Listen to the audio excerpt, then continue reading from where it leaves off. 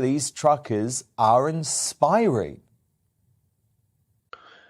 Yes, they are, in a way that I haven't been inspired by anything else, really, since, I suppose, since all of this began. Do you know, when it all kicked off, back in 2020, for the very first time in my whole life, I felt there was something wrong about what we were being told, and that was a unique experience for me, because I've never been a controversial, contrarian person. I've always kept my head down, towed the line, but I knew just somewhere in my gut that what we were being told wasn't right. And I held on to that instinct.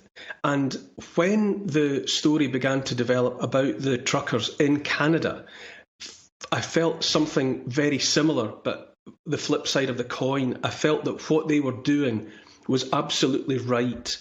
I felt that for the longest time, contrary voices, opposition to lockdown and restrictions and all the rest was being dismissed by leaders, and it was being brushed under the carpet and ignored by the mainstream media.